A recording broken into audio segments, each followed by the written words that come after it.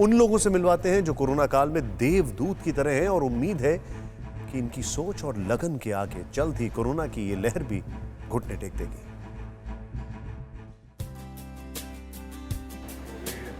सत्तर साल के इस दानवीर से मिलिए। ये हैं मोहन कुलकर्णी। ठाणे के अंबरनाथ में रहते हैं।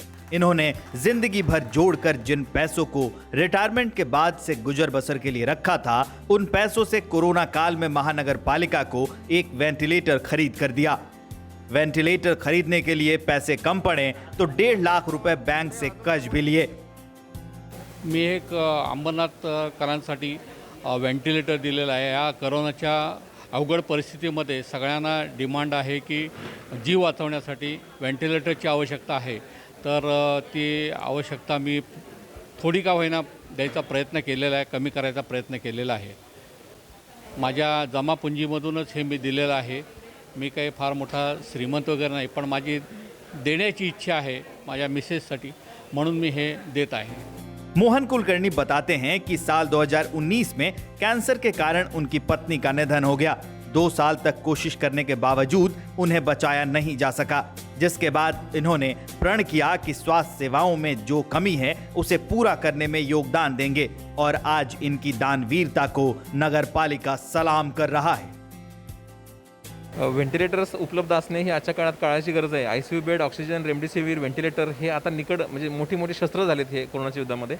आपण सामाजिक संस्थांना गेल्या काही 8 दिवसापूर्वी आवाहन केलेलं होतं की नगरपालिकेला डोनेशनच्या रूपामध्ये ह्या वस्तू द्याव्यात। या आव्हानाला प्रतिसाद देऊन आपल्या अंबरनाथ येथे नोकरी केलेले आणि आता मुंबईत स्थायिक झालेले मोहन कुलकर्णी साहेब यांनी आपल्याला त्यांच्या सेवानिवृत्तीनंतर जे मिळालेले लाभ होते त्या पैशातून 7 लाख रुपयांचे व्हेंटिलेटर आपल्याला आज त्यांनी एक डोनेट केलेला आहे। याबद्दल त्यांचं मनपूर्वक आभार मानावं।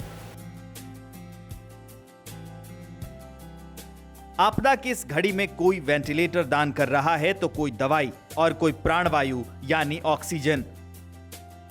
दिल्ली के ग्रेटर कैलाश इलाके में बने पहाड़ी वाले गुरुद्वारे में ऑक्सीजन लंगर की शुरुआत की गई। यहां ऑक्सीजन सिलेंडर की रिफिलिंग के जरिए लोगों की मदद की जा रही है। गुरुद्वारा प्रबंधन कमेटी के लोगों के मुताबिक यहां जरूरतमंद लोगों को अस्पतालों के या जरूरी पेपर देखकर उन्हें 5 से 7 किलो ऑक्सीजन मुफ्त दी जा रही है। कोरोना की पहली लहर के दरमियान ही प्रधानमंत्री ने आपदा में अवसर की बात की थी। तब से लेकर अब तक देश में कई नई इबारतें लिखी गईं।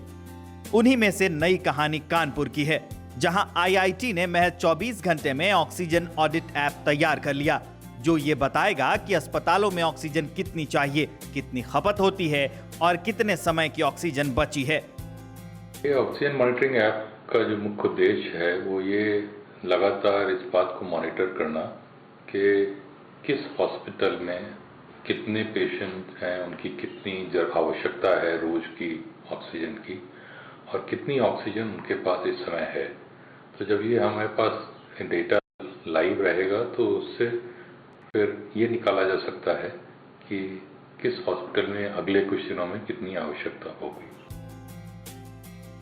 कोरोना महामारी के बीच जो हाथ दूसरों की मदद के लिए आगे बढ़ रहे हैं, उन्हीं में से एक है जम्मू का डबगोत्रा चैरिटेबल ट्रस्ट। इस ट्रस्ट के प्रधान हैं सोमनाथ डबगोत्रा, जो हर समय अपनी एम्बुलेंस लेकर तैयार रहते हैं। जरूरतमंदों की पुकार पर ऑक्सीजन सिलेंडर लेकर निकल पड़ते हैं। मरीजों के घर पर जाकर उन्हें एम्बुलेंस में लिटाते हैं, फौरन ऑक्सीजन सपोर्ट देते हैं। जरूरत पड़ने पर कोरोना मरीजों को अस्पताल भी पहुंचाते हैं। जम्मू कश्मीर में भी कोरोना संक्रमितों का आंकड़ा लगातार बढ़ता जा रहा है।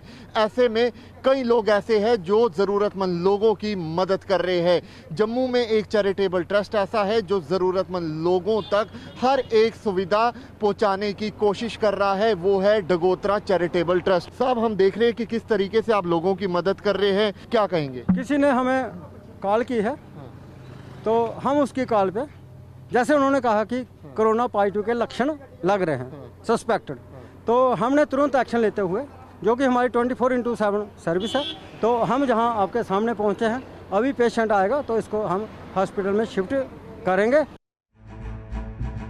परवाह देश की, सोमवार से शुक्रवार रात 10 बजे TV9 भारतवर्ष पर।